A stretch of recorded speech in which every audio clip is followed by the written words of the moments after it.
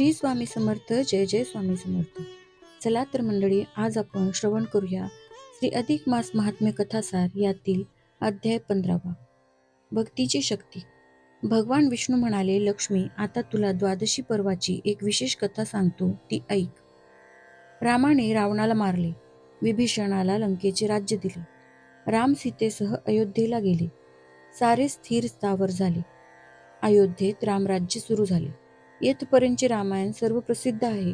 पण तिकडे लंकेत मात्र विभीषणाला चैनच पडेना, कारण त्याच्या विरोधात काही राक्षसवीर शिल्लक राहिले होते. त्यांच्या अंतस्थ कारवाया सुरू झाल्या.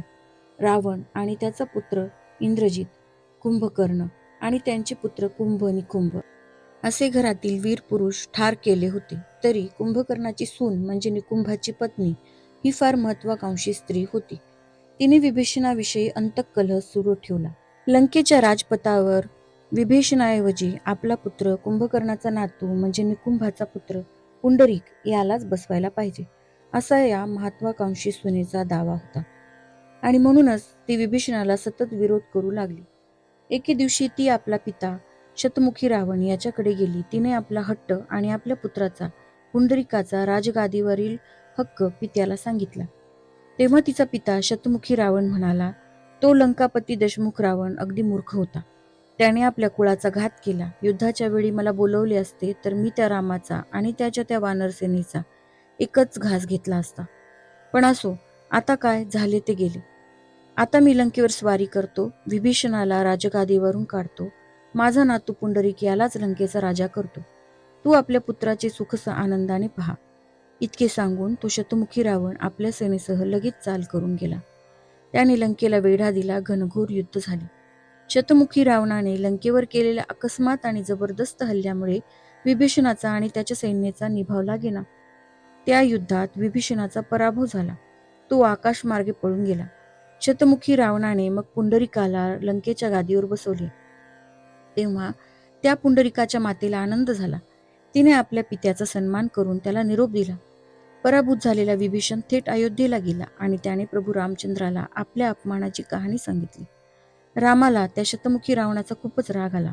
राम प्रभू म्हणाले, माझा परमभक्त विभीषण याला त्रास देणाऱ्यांना मी शिक्षाच करीन.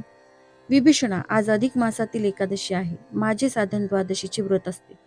मी आत्ताच्या आत्ता निघून त्या शतमुखी रावणाला ठार करतो आणि तुला पुन्हा तुझ्या लंकेच्या गादीवर बसवून उद्या सूर्योदयाच्या आत परत येऊन माझ्या साधन द्वादशी व्रताची सांगता करतो. श्रीरामाचे ते प्रतिज्ञावचन ऐकून विभीषण म्हणाला, राजाधिराज प्रभू, ही प्रतिज्ञा कशी शक्य आहे? कारण तो शतमुखी रावण अतिप्रबळ आहे.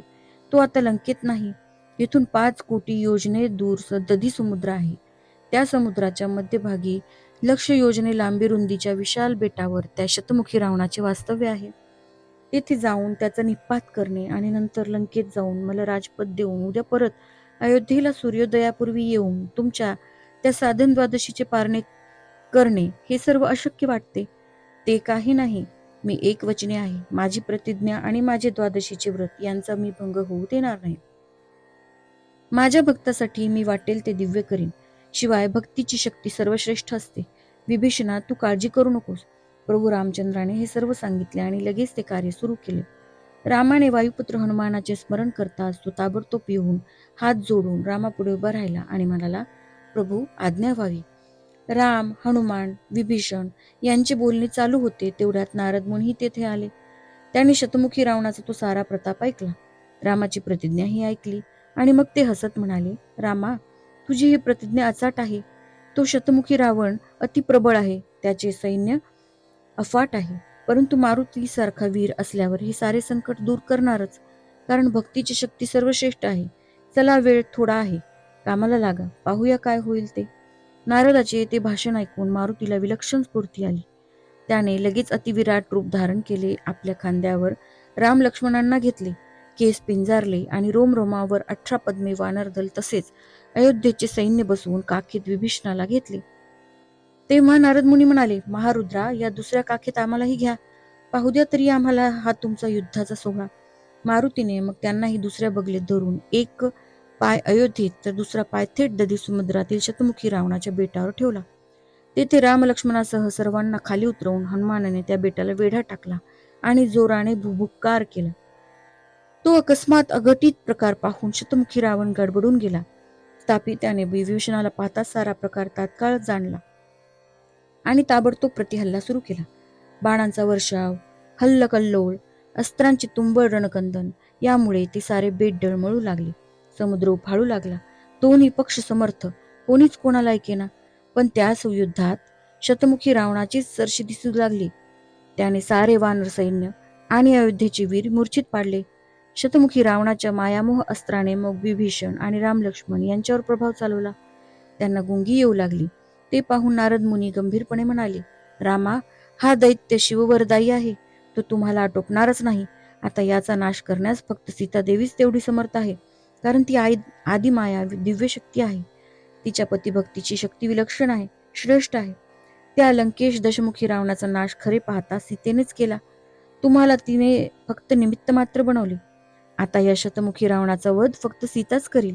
म्हणून म्हणतो, यावेळी तुम्ही हा तुमचा अवमान न मानता सीतेला प्रत्यक्ष येथे आणा. तिचा तो सन्मान होईल. आश्चर्याने धक्क झालेल्या श्रीरामाने नारदाचा तो सल्ला ऐकून हनुमानाकडे केविलवाणी दृष्टी टाकली. ते पाहून तो वायुपुत्र मारुती मनी उमजला आणि लगेच उड्डाण करून थेट अयोध्येत सीतेच्या महालाकडे गेला. पाहतो तर महाराणी सीता माता झोपलेली. आता झोप मोडणे हे तर महापाप. मग मारुतीने आपल्या शेपटीने तो संपूर्ण महाल उचलून थेट रणभूमीवर आणला. सारे जण थक्क झाले. रामाने सीतेला जाग आणली. सीता दचकून उठली. रामाने तिला त्या शतमुखी रावणाची युद्धाची वार्ता थोडक्यात सांगून तिच्या हाती धनुष्यबाण दिले. रामप्रभूला वंदन करून सीतेने मग अति प्रचंड मायारूप धारण केले. बाणांच्या वर्षावाने आकाश फाटले. शतमुखी रावणही काही कमी नव्हता. तो विकट हास्य करीत म्हणाला, वाह वाह रामा, तुझा महिमा अगाध आहे. अरे, माझ्याशी युद्ध करण्याला तू तुझ्या स्त्रीला पाठवलेस. तुझ्या पुरुषातला हा कलंक आहे. पण ही सीता म्हणजे आदिमाया आदिशक्ती. हिच्या भक्तीची शक्ती ही श्रेष्ठच आहे. हिचे कुंकू मी कसे पुसणार? ठीक आहे रामा, आज मला आदिमाया शक्तीच्या हस्ते मरण आले तरी हरकत नाही. पण मी लढता लढताच हे मरण पत्करीन. असे म्हणून त्या शतमुखी रावणाने पुन्हा सीतेवर बाणांचा वर्षाव सुरू ठेवला. सीतेच्या आदिमायेचे प्रचंड रूप तिच्यावर त्या शतमुखी बाणांचा काही प्रभाव चालेना. मग ती सीता धनगंभीर आवाजात म्हणाली, रावण बुद्धी म्हणजे दुष्ट बुद्धी. त्या लंकापतीची बुद्धी फक्त 10 ठिकाणी 10च प्रकारे विभागलेली होती. पण तुझी 100 ठिकाणी 100 प्रकारे विभागलेली आहे. तू श्रीराम प्रभूच्या भक्ताचा विभीषणाचा अपमान केलास. याचे आता हे घे फळ. असे म्हणून सीतेने आपला श्रीराम म्हणून एक शक्तिशाली बाण त्या शतमुखी रावणावर सोडला. निमिषार्धात त्या बाणाच्या आघाताने तो रावण धाडकन जमिनीवर पडला आणि जय सीताराम असे म्हणत त्याने प्राण सोडला. शतमुखी रावण पडलेला पाहून त्याचे सारे सैन्य पळून गेले. मग सीतेने आपले पहिले सौम्यराव रूप धारण केले. युद्ध संपले. मारुतीने सारे वानर दल आणि अयोध्येचे वीर उठवून राम, लक्ष्मण, विभीषण, नारद या सर्वांसह पुन्हा पहिल्याप्रमाणे तो लंकेत आला. तो सारा प्रकार पाहून पुंडरीक शरण आला. रामाने थाटाने विभीषणाला पुन्हा लंकेच्या गादीवर बसवले आणि मारुतीच्या साह्याने ताबडतोब अयोध्येत येऊन सूर्योदयापूर्वी आपल्या त्या साधन द्वादशी व्रताचे पारणे केले. नारदाची पूजा करून हनुमानासह वानरांना यथेच्छ भोजन दिले. त्यावेळी राम आणि सीता कृतार्थ झाली. नारायण म्हणाले, लक्ष्मी, आता पुढे 16व्या अध्यायात या पंचवर्षानंतर स्मित विलासिनी या अप्सरेची कथा सांगणार आहे. ती तू शांतपणे ऐक. अशा प्रकारे श्री अधिक मास महात्म्य कथासार यातील 15वा अध्याय इथे समाप्त होतो.